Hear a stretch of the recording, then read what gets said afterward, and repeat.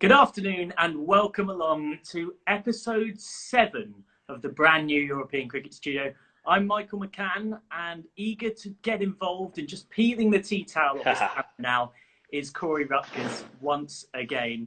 Quarry, on Monday I had to go through the tick box of trying to remember every single franchise role you've got. So maybe today, you're a man who's quite well known for being able to sell yourself. Why don't you quickly run us through your cricketing CV?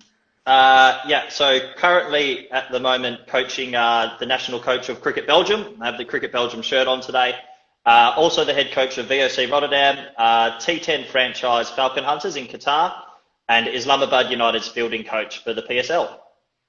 So what we know about Quarry, if you haven't already gathered, is that he's got a good agent, if nothing else. Yeah, very good agent. There you go. He's already given him a shout out to keep him sweet. So this is the interactive chat, as we have on Thursday as well, with Jason Berendorf and Vinny Sandhu. You can fire your questions in either using the comments section, or if you want to use that little question bar that's at the bottom, also flash those up as we go. But there's plenty already in the bank for Quarry Rutgers, whether they be serious or less serious. I'm a little bit nervous for this. And I should add in advance, we've had quite a lot of questions sent in, but people requesting anonymity and a different name being used. Of course, the European Cricket League and the European Cricket Series and the European Cricket Network is very respectful of anyone who wants their identity protected. So there's a few questions, unfortunately, Quarry, you just won't find out where they come from. And the first one comes from an individual in Islamabad. Okay. It says, what was the red velvet cake story? Okay. So I don't know if they also tuned in. I did a show called Silly Point for Islamabad earlier in the week, and there was a red velvet cake that happened to be produced on one of the evenings when a few of us players and coaching staff got together for a quiet drink. And let's just say before the end of the night, that red velvet cake that was brought into us to try and be eaten and enjoy the evening ended up all over the room, and I might have been a little bit of the instigator of that. So yeah, a bit of ruckus, but you need some of that when you're on a trip like that. So how exactly did that happen then? Yeah, Keep it clean, but I gather there was a bit of a food fight, my source tells me. Yeah, not an easy topic to keep clean, but let's just say one of the players and I got a little bit lippy with each other in a good way, in good spirits, and I was dared to throw the cake, and yeah, I threw the cake.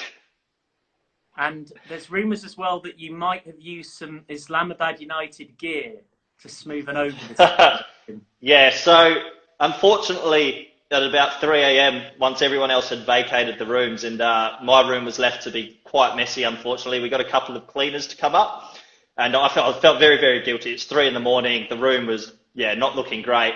And I may have told a little white lie and produced 3 Islamabad shirts for the cleaners and said my name was Colin Ingram, and signed the shirts as Colin Ingram, and they were very excited at the time. So the room was clean by 6 a.m. And somebody got some shirts thinking they were signed by Colin Ingram. Yeah, look, it's not my proudest moment, but it was a moment, so something to look back on. Does that mean that we might need to put in a little advance message to future ECL caterers about being a little bit careful with food around you? Maybe giving you your own self-isolation station off away from everybody else. Yeah, obviously it depends on the time, but I think self-isolation might be the best thing for me sometimes. Right, we've got questions flying in now. Oh God, here we go. Let's start with Tom Grunshaw, who clearly has been a paid plant by you, because he says, which 6 in the ECL versus Svanholm was the best? Okay. I would probably say, this sounds a bit funny, but probably the second one that went straight, because as Cambo, I think, said on the show last week, and a few of the guys always get into me, I can deflect the ball okay, but I'm not a big hitter. And the second one that went straight actually went a little while. So I'd say the second one was my favourite. Yeah, so you finished that innings with 666. I'm just pulling up the highlights now so people can have a look themselves. But what is your advice to people in terms of death hitting and that kind of thing? Yeah, look, like I said, I haven't done much death hitting, so maybe that was a bit lucky, those few balls. But I would say, here we go. This is embarrassing. I should say, before Quarry tries the whole "this is embarrassing," he actually said it was a condition of coming on the European Cricket Studio that we specifically clipped out the last 4 balls of the VOC Rotterdam versus Svanholm match in last year's ECL, which went 4-6-6-6. But joking aside, Yeah. isn't often you see a player coach out there.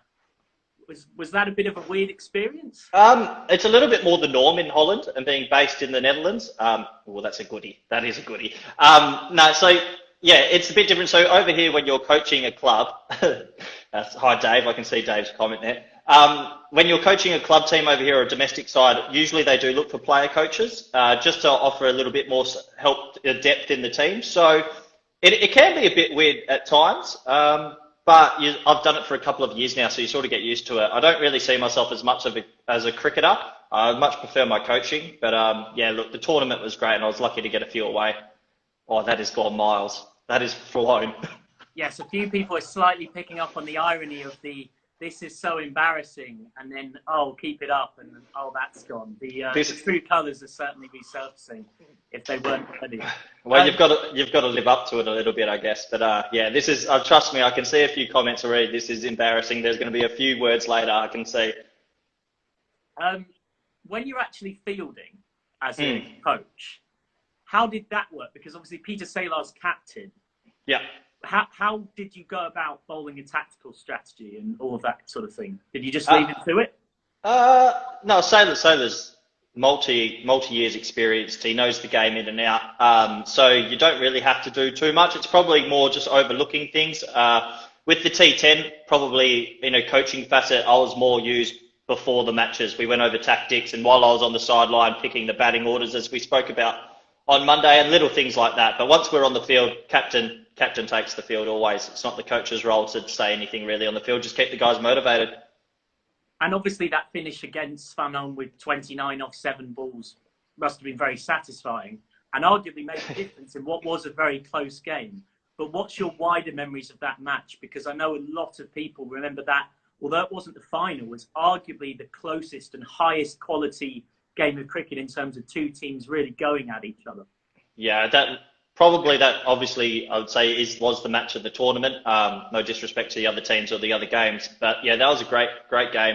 I think it was 133 played, maybe 119, something around that. High scoring, lots of boundaries, good wickets, good level of fielding. It was just a good advertisement for the sport. So it was good to be a part of. I remember after the game we had a good chat with the Danish boys, and yeah, it was just well done, guys. It was really, they could have won that. It really was a flip of a coin. So it was just a good game of cricket.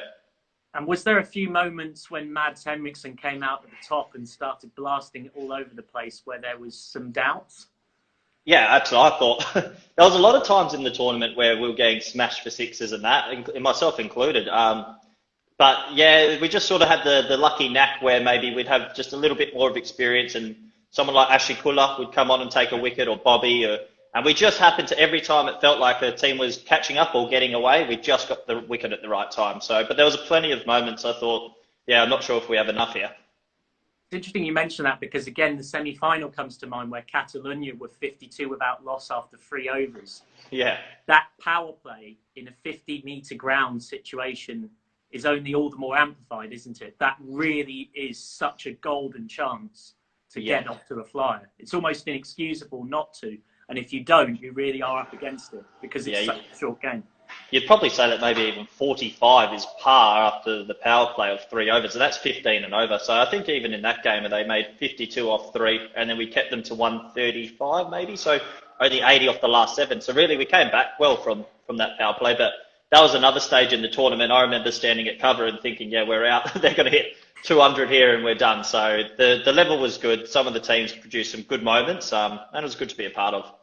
And of course, next year, when you've got representatives from an increasingly widening continent, with the Scots joining, the English joining, the Irish joining, that competition should only increase. Switching from one of your many coach roles to another, because we really are led by what you feed into us in the chat and in the questions. Mansour Tanay, I hope I'm getting that right, says, favourite player in the Belgian national team? Well, Manzour's a smart young man, because he's one of the 18-year-olds I've just picked in my national squad. So he's part of the team. Teacher's pet. Yeah, so he knows how to play the game. He's one of our youngest batsmen coming through. He's got a lot of talent, but he would also know that the coach can't answer that question as he's in the squad. So I don't have any favourites out of my Belgian boys. But I'll keep that locked up for another day. We've got another question that came in advance from another name that insisted on anonymity. So we'll just have to call them James Smith or something like that. Okay. Did you feel undeserving of coaching Hashim Amla in the Qatar T10? Did you feel a bit of imposter syndrome? Absolutely, 100%. Half the time I do. When you're going and you're working with some people that have played 100 odd, I remember when I first met Ian Bell, and Ian Bell had he's hit 20 plus test tons and 118 tests, and he's coming off and he's asking you how you think his innings went and where he can work on it. And there's half the time you're sitting there pinching yourself. Same with Hashim Amla being in our team for the Qatar T10. Before I know it, I'm sitting in the lobby having breakfast with him, talking about how we're going to go about as a team, and he's calling me coach. So there's plenty of moments where I have to pinch myself and go, is this real? As being as young as I am as well. So, but you just enjoy it, you ride the wave, and it's just part of it, I think. Fair enough. We've got another question from Quinton. He says, what's the level of cricket in Belgium like? Can you compare it to the top class, which is the competition in the Netherlands? Look, speaking honestly, I think that the top class competition's a couple of levels ahead of Belgium cricket at the moment. Belgium cricket's also quite a new thing. We've got 27 active clubs there at the moment. And unfortunately, we don't have too many turf wickets. That's something that we're looking to develop over the next few years. So with the overseas players that also come to top class is a couple of levels ahead. But the Belgium cricket boys, I tell you, there's some freak talents down there. I got involved with my assistant coach, David Mullet, last September, and we were astounded, especially at the bowling level, that we have 5 or 6 proper quicks that are young, under 25, under 26, hungry, and they just want to train. So there is a big disparity still between Dutch and Belgian cricket, but we're going to hopefully bridge that gap in the next few years. And as a follow-up, what's the support structure like around you as coach of the Belgian team?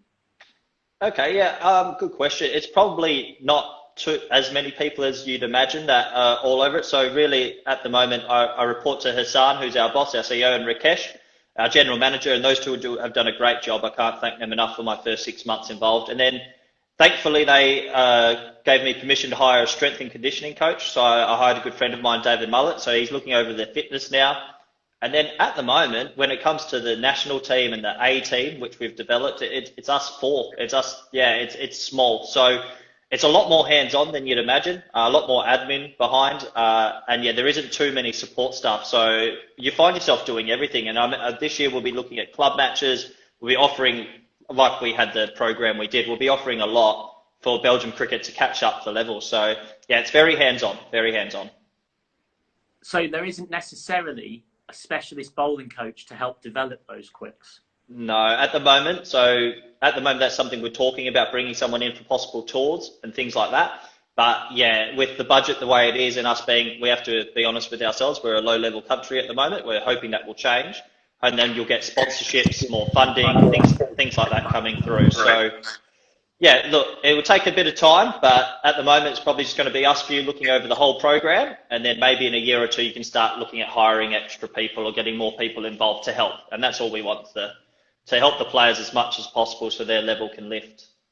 And of course, it's one of those where you've got to cut your cloth, as the phrase goes.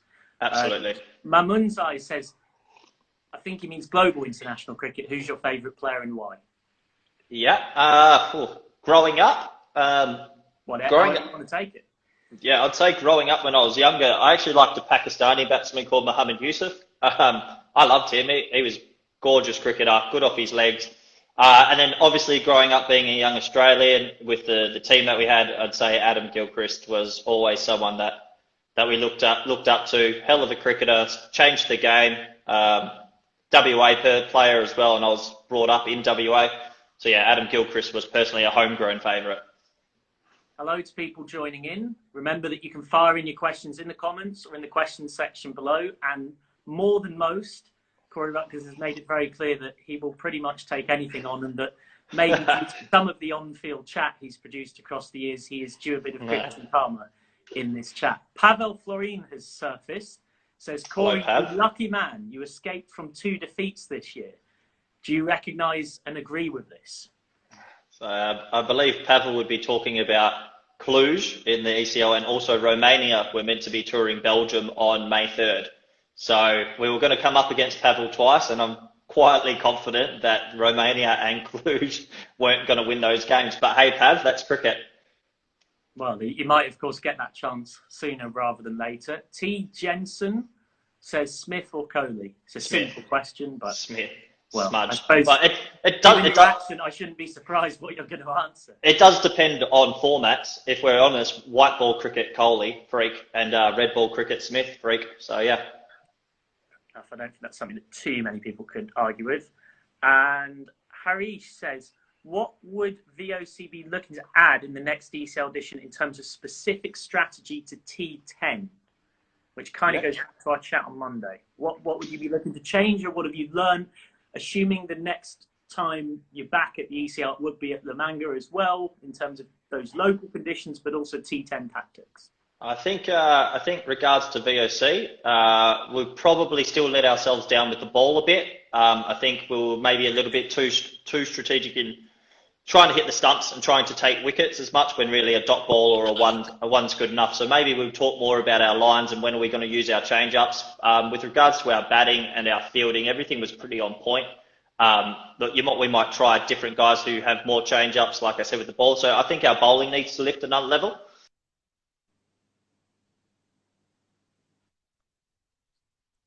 That has to change so much. We've got our 6 or 7 rules, but we don't want to put 10, 11, 12 rules. You've got to still keep cricket pretty simple, so when the players get onto the field, it's a clear mind.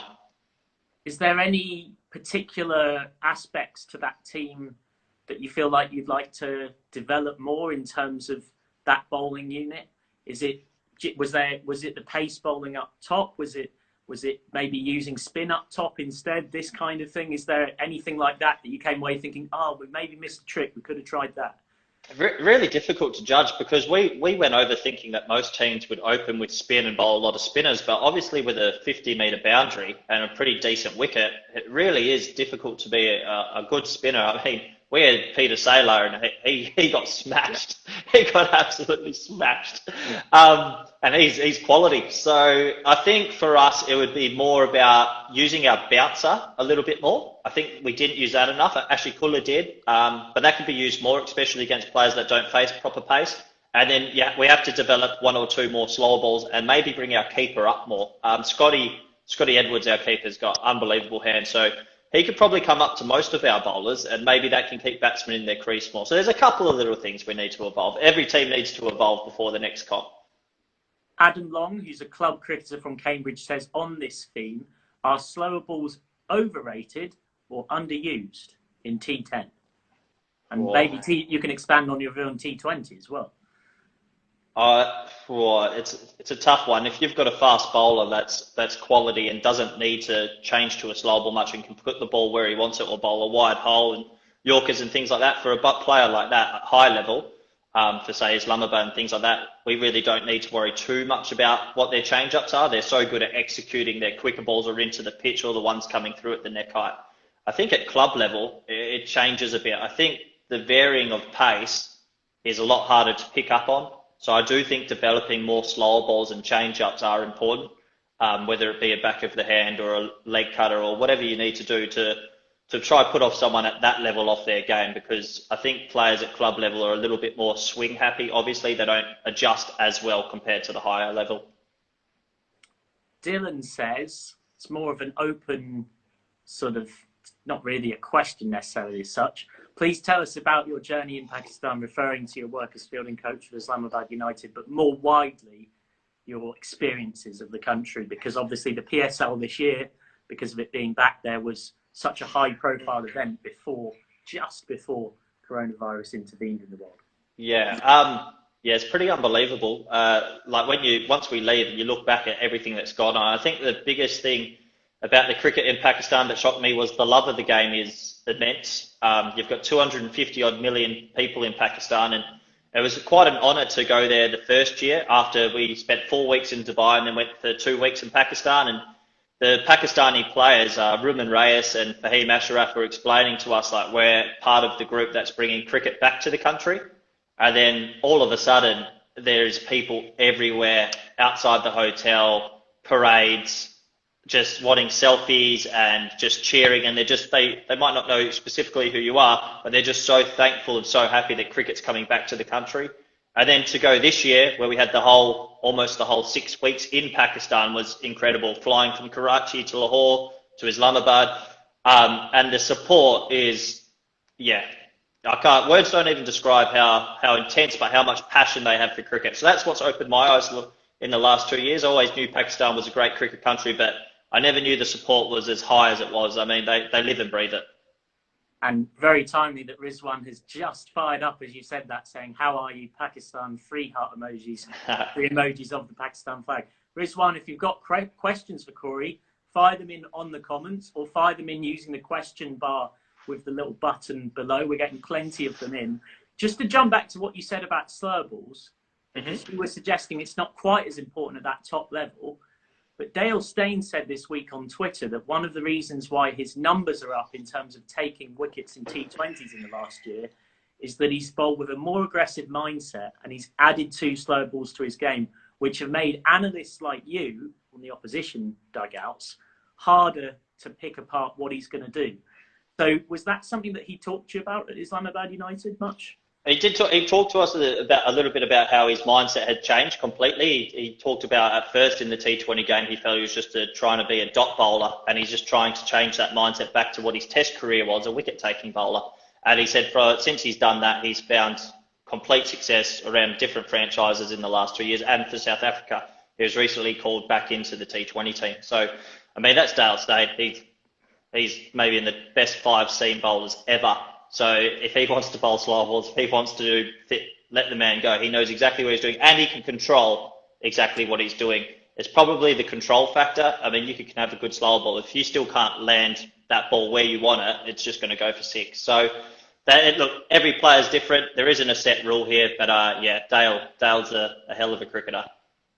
And on that note, Alex Dobson from Cambridge, who's another club cricketer in England, says, is there such a thing as a stop ball in T10? In T10? Yeah, I think so. I think, you can get into the mode and look, I'm going to bowl 6 different deliveries here and there.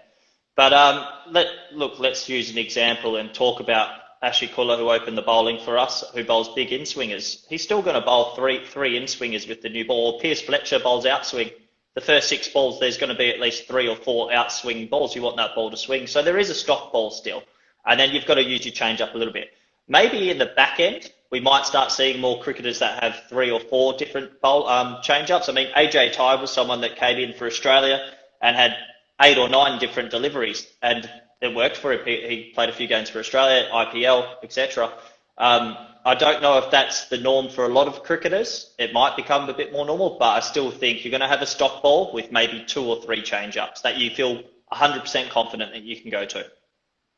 So moving again, because the nature of particularly your cricketing life is that, and these questions that are taking us here, there and everywhere, which is what we enjoy about this. It's a 1-hour interactive chat. So if you're just joining, thank you for being here. Please feel free to fire anything in that you want to see asked to Quarry. That is exactly what Roger Sacklane has done. He said, where does Quarry see the Belgium national team in 5 years? And the T-shirt looks good on him, he adds. Thank you, Roger. Roger's he's a smart boy as well. He's also a young one that's in our program at the moment.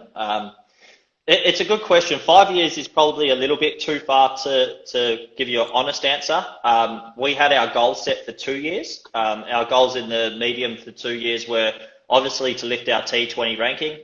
Being honest with how Belgian cricket sat in the last 4 or 5 years, they haven't had too much success, and unfortunately that ranking has slipped, and that has meant they've lost their 50 over cricket for a while. You need to now be in the top 32, 36 to have 50 over cricket. So our immediate goals over 2 years was to go from number 57 in the world and get ourselves to number 32. So it was a 25 team jump.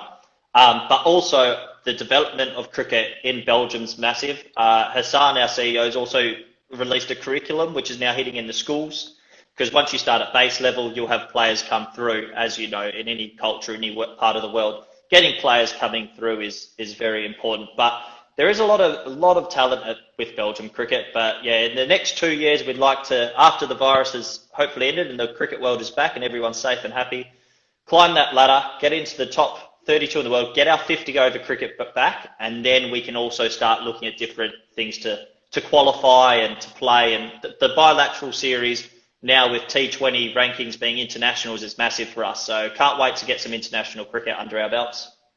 You're talking about young talent there, but lots of people have asked, you're a very young coach. So was that always the plan? No, not at all. I think growing up, like any young Australian, I sort of wanted to be a cricketer, and I was an okay cricketer. I wasn't amazing. I wasn't terrible. Just I was an okay cricketer, and sort of a couple of years, a little bit of university and normal jobs and that. And then I was speaking to my mother back home, and I sort of said to her, look, I'd like to get into my coaching at a younger age, because I sort of, when you look at T20 coaches or coaches around the world, it's usually the ex-cricketer who's played X amount of games and he's a little bit older. And I always thought, why isn't there more young coaches in cricket? If you look at football, Bournemouth, Eddie Howe, you see young managers. Also, if you see in basketball, there's also young coaches. So it sort of, when I was 25, it was 5 years ago, sort of took on a different direction and made sure I had all my certificates. I was already doing a little bit of work for the WACA, running some regional things there. And then, I ended up moving to Holland and giving it a go because HBS, and then I've moved on to VOC. And I think maybe in part because of some success and also maybe a little bit of luck. And I think if you do good work and people enjoy your company, it's a good reflection of what you're doing. If you can build a good rapport with the players or the management. And yeah, it's opened up a lot of doors. I mean, from VOC to working with the Dutch team with Ryan Campbell for 2 years, then moving to Dubai for 5 months, and then it's moved into more the franchise world, and then just of late it's moved into my first national head coaching role of Belgium. So this was never the original plan. It has been sort of the plan for the last 5 years, but it's come at quite an accelerated rate. I would have thought, I was sort of hoping to achieve sort of where I am now in about a 10-year period. So I'm very thankful it's gone quickly, and yeah, just enjoy the ride and yeah, meet good people along the way, which is always nice. You said to me that you would refuse to do this interview if I didn't mention the fact that you've only lost one T10 game as head coach across 3 different tournaments. Which that was never said. A shameless bit of shoehorning. But are you deliberately moving towards becoming a T10 specialist? Is that a niche you've sought to exploit? T10's a funny thing. I think T10 could potentially be an Olympic sport. I mean, when it's 90 minutes, and all the countries that could potentially play it now, with everyone having international status, you can be off and on the ground in 90 minutes. To suggest, am I going to become a specialist T10? No, I don't think I would want to be categorised as just a specialist T10 coach yet anyway. I'm looking forward to doing T20 cricket with Belgium. I'm looking over to 50 over cricket in the future as well, because that's what you're brought up with. That's what you feel comfortable with. If it does, more T10 comes about though, absolutely, I'll be putting my hand up and trying to play as much as coach as much as possible. So yeah, look, maybe there could be a day there is specialist T10 coaches, but I think that's still a while away. We've got a few people joining in the chat. Jeet, Barca to the core, Brushstroke, and Rizwan, who asks, any particularly good Pakistani players to watch out for coming through the PSL who maybe someone we haven't heard about yet? You can give us a name or two to keep an eye on. Okay, that's a good question. I would say Rizwan from Islamabad. He's a big, booming left-hander. Didn't get too many opportunities this year, unfortunately, because we had Luke Ronke and Colin Munro up top. But he's a talented player. We also had a young boy called Akeef, tall left armour from the mountains in Pakistan. Came out of nowhere, was one of our emerging players and bowled us 140 to 145. Had Watson in all trouble in his first ever over in PSL history. Very good bowler, and hopefully he sticks with it. Fair enough. We've had lots of people firing their questions using the comments box at the bottom. Please keep doing so. T. Jensen says, biggest tip for end game slogging? Stable base, clear mind. Probably that's 2 tips. Fair enough. I'm sure I'd appreciate both of them. Stable base, obviously in your setup. I don't believe if you're going to move, that's fine. Move early and then be still afterwards. But clear mind. Where's the ball? Where's your hitting zones? You should know quite clearly what you're going to do a little bit beforehand, especially at the very, very back end. Judith asks, Quarry just mentioned turf wickets. You said this earlier in the chat. Is that a reason that you went to VOC in terms of the difference between turf and plastic wickets and the situation that many might not appreciate in Europe, where, of course, in traditional cricketing heartlands, we take grass wickets for granted. And, of course, those facilities aren't always available. Good question. No, it's different reasons. I had a good time at RBS, very good club. 2 successful years there. We won a promotion and then got to a T20s finals day. So my 2 years there, very, very enjoyable. Just differing sort of opinions on how the club was going to move forward. And that happens sometimes in jobs and work. So there wasn't much of more of a future for me as a coach at RBS. Thankfully, VOC at that time we're looking at a complete restructuring. And we had a few chats, and before I know it, so it wasn't really a turf reason. It was more the direction that VOC wanted to head. They hadn't won a top class title in 24 years. They wanted their youth program completely overhauled, and they just wanted to change the sort of the club culture at the time. And they sold it really well. And I was looking for a new home, and it just happened that way. So I joined, and then I brought Piers Fletcher, who was also at RBS, brought him with me to be my assistant at VOC. KG Brushstroke, which I believe is Ken Weston, says, how many VOC players who won ECL 19 will be back there to defend the title in 2021? I would say, not 90%. I think this year we'd already sent in our team list, and you would have seen 3 new faces. So you'd still see 90% of the core. We would have had a couple of players back to the club that used to play, and we also had another overseas joining us this year. So who are those 3 new faces for those unfamiliar? So Ashan Malik, who represented Holland for many years, who had just taken a year or 2 off to focus on work, was going to come back and play for VOC. He's been at VOC for many years. Tim de Kock also had come back to VOC. He's going to help us with the youth coaching. He was going to be included. And James Seymour was a left-handed Australian batsman who was going to come over and be an overseas for the ones this year. He would have joined us and slotted into somewhere in that top order. Would have been a very strong batting lineup this year. Trying to fit them into that jigsaw, of course. Yeah, tough. Judith also has asked, on top of her earlier question, a very specific one. You've already touched on the fact that with Belgian T20 cricket has to be the priority. In the system within the Dutch setup, it's always been the 50-over competition that's been much longer than the T20 and much more prioritised. Has those VOC priorities changed because of the ECL? 100%, if we're honest with ourselves.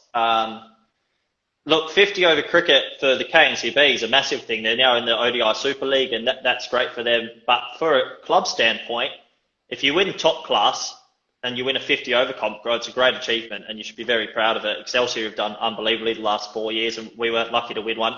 But really, if you dangle the carrot of ECL and you win the T20 comp and you get a trip to Spain with your friends and then get to play on live television, if we're going to be honest, I'd say the T20 comp's probably got a little bit more importance now than the 50-over comp in Holland, and that's because of what the ECL's created.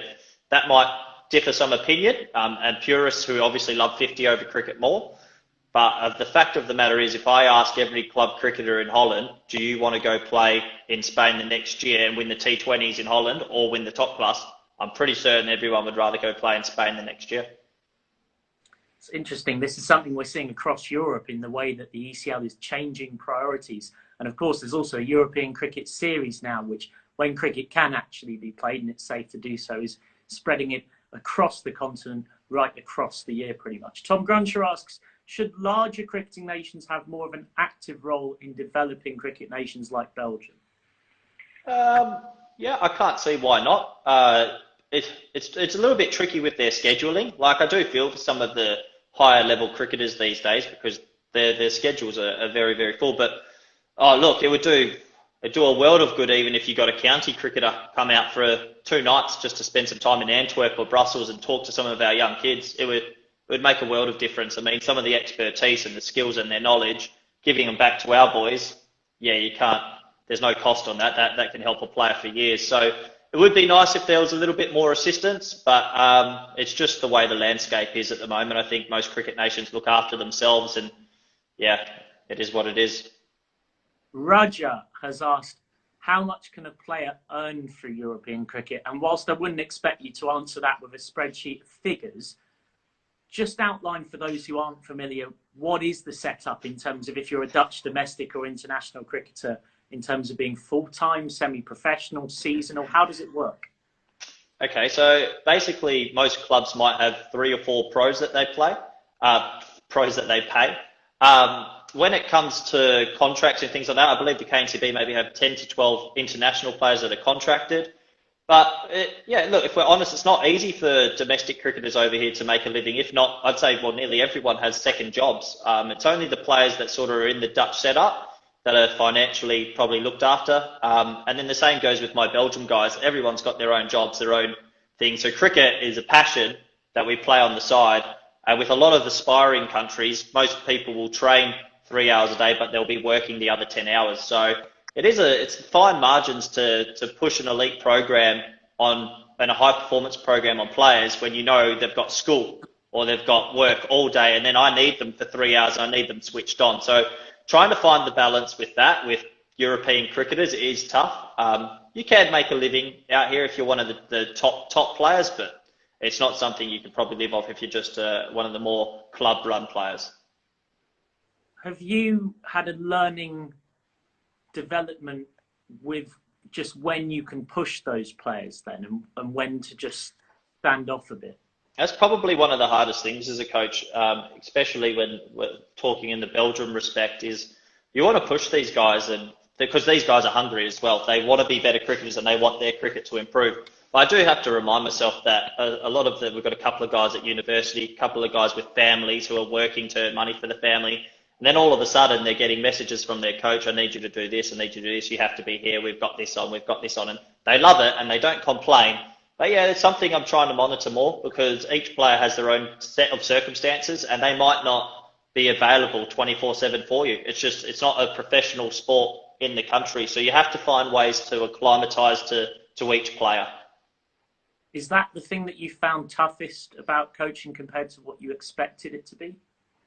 A little bit, yes. I think there's other aspects that I've found tough. But I sort of knew what I was stepping into. I've been around in Europe for quite a while now, so you do get a bit of inside knowledge of how the other countries are working and how Germany are going about things and that. So I sort of knew what I was stepping into. But yeah, like I said, man management at this level is everything. So just trying to make everybody feel comfortable and try to acclimatise, like I mentioned, to what their needs are. Now, we've got a question that is a little bit more on the silly side. Yannick Bischoff said, how long did you take to get that improbable hairstyle set? No, actually, well, there's no hairdressers. We can't get a haircut, can we? So it's a bit long at the moment. But this is 20 seconds. There it is. Right, there we go. And on that note, the hair has seemed to be a theme for some. The mullet, Quarry, I'm using your Veet hair removal cream. How long do I leave it on for? Dave. So Dave's my assistant at Belgium. He's actually currently upstairs in the house. He decided to come over and stay a few days. So hi, Dave. I hope you're having a good laugh to yourself. There we go. Please feel free to keep getting your questions in via the comment section or the question bar at the bottom. This is very much about giving you a chance to have your say across the European Cricket Studio. And remember as well that tomorrow we've got Jason Berendorf back with Vinny Sandhu for the same format, an hour starting at 5 p.m. Central European time. It's a later night if you're in Australia, or it's 4 p.m. if you're in the UK, for example, 8:30 if you're in India. One question we had beforehand, if you're pondering having the keeper back on the 30-yard circle to stop boundaries in a T10 game, would you still encourage a keeper to ever be up to the stumps? It goes back to what you said on Monday. It depends on the keeper's level. When you've got someone like Scott for us, yeah, if the keeper's a high level, then yeah, but realistically, might not be two. If the keeper might let a 5 wides in or a couple of extra byes, then maybe not. There's no real need. But if you've got 100% confidence in your keeper and you can bring him up, bring him up. Obviously, in the current rules, you have to nominate a wicket keeper, but there's nothing in the rules saying they have to be close to the stumps. Could you see a situation where teams effectively have no wicket keeper at all? Well, I just think there might be a scenario where, especially if you have third man and fine leg in the ring, and a team needs X amount, say, and like a little edge with the keeper in his normal position might go for 4. If you're happy for it to be 1 bye, why not just have the keeper back on the ring? I just think there's going to be some different aspects to how we use our wicket keeper for certain positions, especially even to a spinner. maybe you have him back a couple of yards to stop someone doing a little lap, but you still have your 40-foot. It's just different angles, really trying to stop any boundary angle. I know MS Dhoni did it in a test match. You can look it up on YouTube. Stood 3 metres back. At Lords against England. At Lords against England because Andrew Strauss was lapping. And what it didn't make him move an extra fielder because he was there. It took a shot away and produced something else. So there's a lot of things in cricket that are only done once and then they get forgotten. I just think there's more that can be done, especially in T10 might be the format to see how we use it. Well, T10 is certainly at the heart of a lot of cricketing innovation. And on that note, just before coronavirus intervened, in the Dream 11 European Cricket Series, we saw the golden ball used for the first time. 1 ball, 2 to win. Did you see it? And what do you think of it as an alternative to a super over? No, I read the article about how they were going to go on with the golden ball, but I didn't see the match that had happened. Did the team chasing hit the 2 runs? Vinny Sandy will be able to jump in the comments. I believe it was the fielding team that won, from if memory serves me correctly. So you'll have to forgive me because it was about 6 weeks, 2 months ago, and given everything that's happened since with the world changing, it feels a million years ago. But what do you think of the format or the idea? Honest opinion, when I first read it, I don't think 1 ball's a fair way to judge, and 2 runs to me doesn't sound like it's that difficult for a batting team to get. But I imagine there's a lot of logistical issues because when you've got 16 teams and you're playing on 1 ground and then the next match has to start for TV rights, maybe that's the easiest. It's a tough one, but hey, the ECL's new innovation. Why not? Let's see how it goes for a bit. Small boundaries as well at Lamunga, so maybe the 2 runs makes it a little bit more difficult to get. But yeah, I guess it's all a time thing. If you could do a super over, you would do a super over. So let's see how the 1 ball goes and hopefully it works out.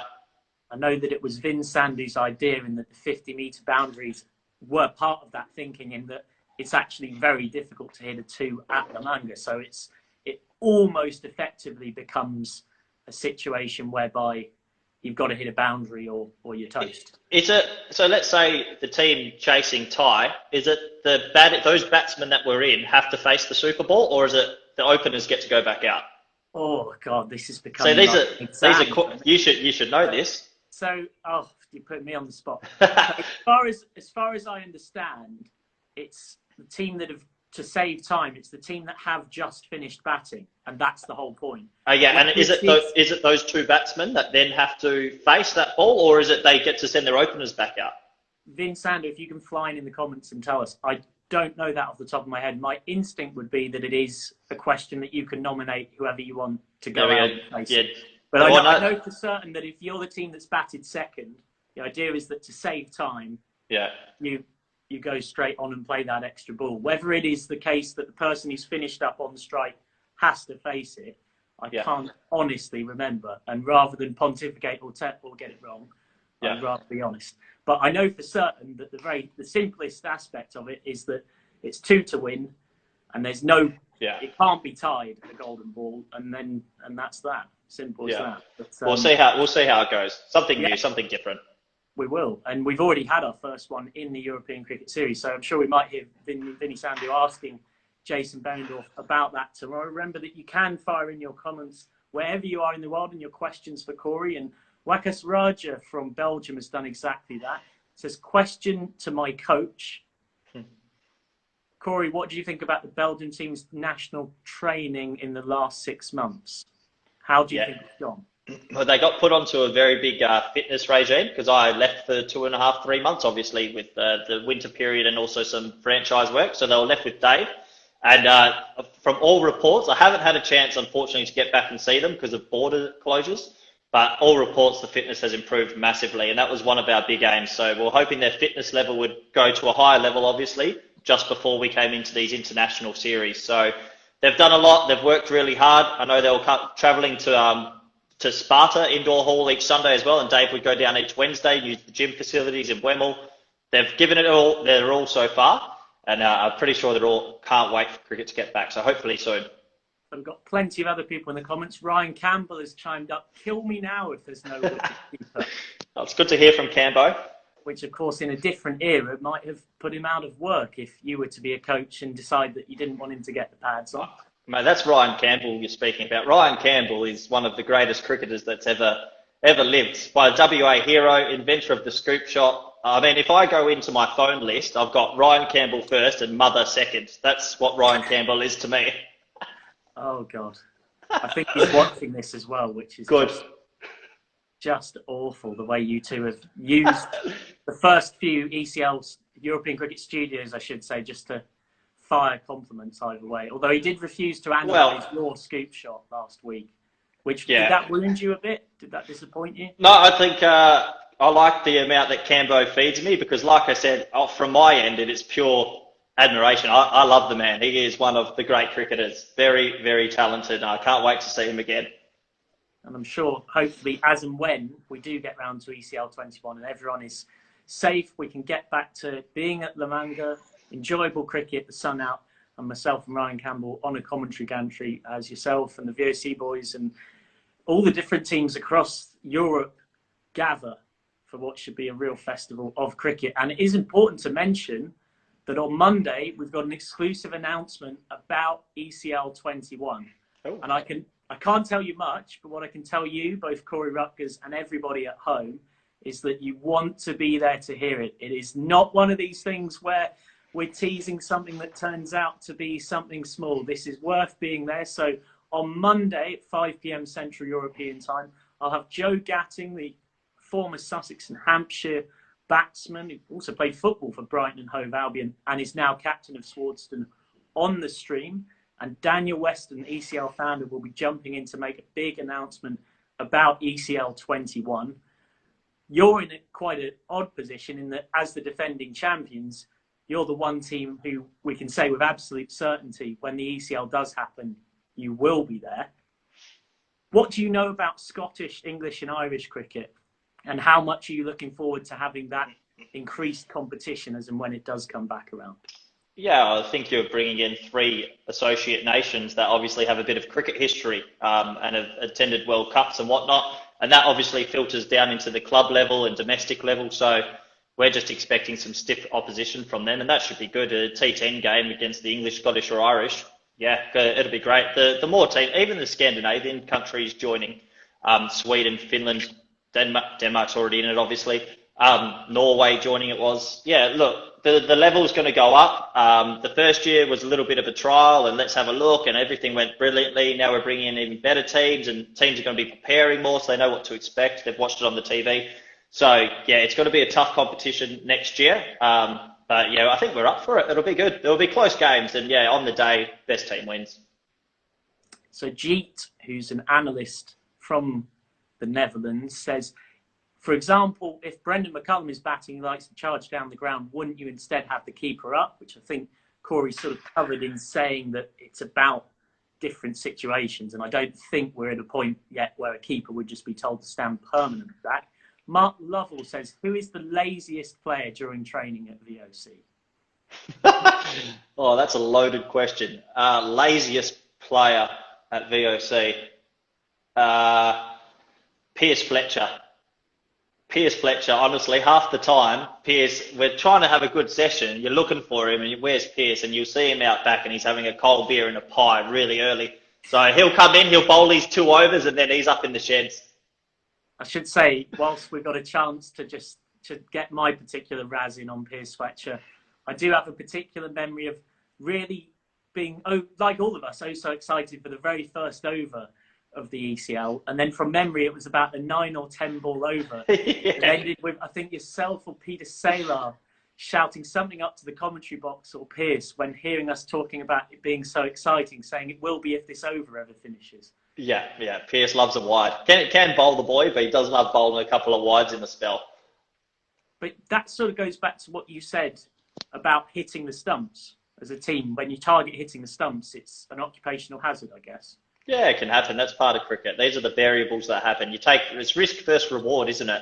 Every now and then you might try bowl the perfect Yorker. If it lands in the slot, it sails 80 metres. It's very fine margins in these small games. So, you don't have to look into it too much. You just try execute the best ball. If it doesn't come off, it doesn't come off. There's another ball. There's plenty of other things in life that are more serious than if you execute a Yorker or not. So in the comments, we've had Mr. Maximo Vinsandi chime up, like the Hong Kong Sixes, where the wicketkeeper was back. Hey, Ryan Campbell, how did that work out? To which Ryan Campbell replied, terribly. The best teams had their wicketkeeper up. And just moving down, because a lot of people have asked about the toss, which you've already covered on Monday, always bowl first. Sparta Cricket says, the Netherlands, Scotland and Ireland benefited a lot from playing in the ECB county competitions. Yeah. Do you think Belgium would benefit from playing in the top class in Dutch cricket? I think the top class might be a little bit too much of a step to all of a sudden being playing 50 over cricket, 18 round robin games. But I actually think the T20 comp, there's no reason why you couldn't have Belgium in the T20 comp in Holland. That would be great experience for the guys. All of a sudden playing on turf wickets against decent opposition. I think we'd surprise a few as well from what I've seen. So top class, I don't know if we'd benefit too much. I think that would be a little bit daunting at the moment, being honest. But I think in the T20 comp, if we got an invitation from the KNCB, we would jump on that with both hands open. James Jabez, what were your expectations heading to the Qatar T10 and how was it? Yeah, surprisingly, I kept my expectations quite low because it was a franchise competition that was built very, very last minute. And that happens with some franchise comps around the world. I mean, a lot were cancelled last year as well. And so my gut feel before leaving for this one was that this might get cancelled as well. And then before you know it, they got it off the ground. Actually, and it was a lot better run than I thought. We had 6 good teams there. Obviously, you had your overseas international players. But I was very impressed with the Qatar locals. We had 3 or 4 that were very, very... So my expectations were low, but by the time I left and luckily we won the championship, yeah, I was very happy. Very good competition, well run, good security. Got to explore Doha a little bit, lovely part of the world. And yeah, it was good competition. Enjoyed it. Yeah, I had the privilege of living and working out there for 18 months or so just before that happened. And it's always great to explore different places. Is that one of the things you most enjoy about the cricketing life? I think so. Away from cricket, you do get these beautiful free days. I remember one of my first jobs with the KNTB, we flew into Zimbabwe and then we spent some time in South Africa, and it was my first trip to Africa. And I think they organised in Zimbabwe a safari for us and things like that. And those are the moments when you're with your mates. It's beautiful. And especially like you say, Doha and the Middle East and Pakistan and where I get to go. Yeah, the off days when you get to have a look around, it's great to meet new people, different cultures, different food, and yeah, experience what life is where you wouldn't usually be. We've got time for maybe 1 or 2 questions. If anyone wants to get them flying into the comments or using the question bar at the very bottom, then this is your pretty much last chance warning. Roger Sacklane says, what was your motivation to coach at such a young age? Yeah, because I couldn't make it as a player. The most honest answer you've given all interview. Yeah, well, it's true, isn't it? Obviously, you want to be in the cricket systems and that. And yeah, I think for me, like, it really is deciding about what you want to do with your life. And if you can choose a job or find the workforce that suits you and you enjoy, where it doesn't feel like work, then obviously you're going to push for it. So I think when I was working and doing those clinics for the WACA, and they were for young age groups, I got some really good reports and some feedback, and that probably built my confidence up. And then I think with getting some good results with HBS and then VOC, and yeah, it is a results-based industry, and it just gave me more confidence, and I got some good reports back and good feedback. And once you get a bit of good feedback, your confidence grows naturally, and I just thought, keep going with it. And if I can make a career out of being a coach, I know I'm going to live a life I really want to live. So, yeah, I'm very thankful and very grateful for where I'm at the moment. There's a lot to look forward to as well, which I'm really excited about. So it's just about staying humble, being grateful especially, and yeah, enjoying the ride that it is. Phil Salt just said no. You're here right at the end of the chat, Phil. But if you wanted to come on the European Cricket Studio and use your chance as a guest to tell us all about Quarry Rutgers and all the things that he may not want us to know about him, then you would be very welcome, Phil Salt, to come on as our guest. For those who don't know, a young cricketer, an exciting young batsman, worth keeping an eye out One of the few players, sorry to interrupt, that has one shot. He's got one shot over mid-wicket and he makes it count. It's an unbelievable shot. You only need one shot to make it, kids. Well, you would know that with the scoop shot, of course. Yeah, cheers. Just last question. How long would you like to continue playing for? Asks Sana Hussain from Qatar. I'm done. I'm done. If I could roll up in a little ball now and not play another game of cricket. Look, it's fun. I'd like to play some social cricket every now and then.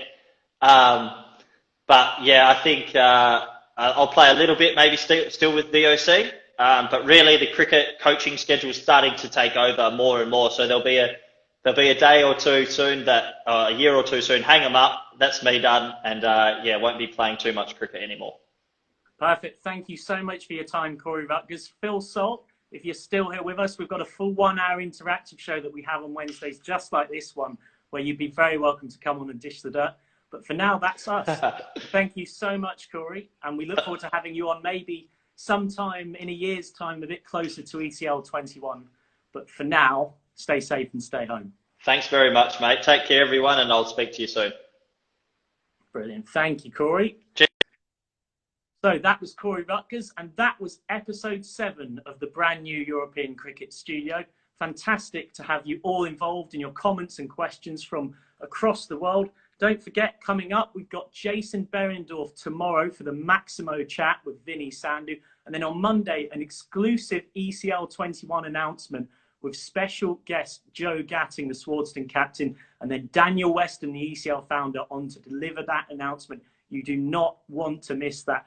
For now, though, that is us. Just very quickly, remember that you can check out the website as well, www.ecn.cricket, for lots of different stuff around European cricket. Some brilliant stories on there, some about the current situation with coronavirus and some that provide a nice cricketing escape.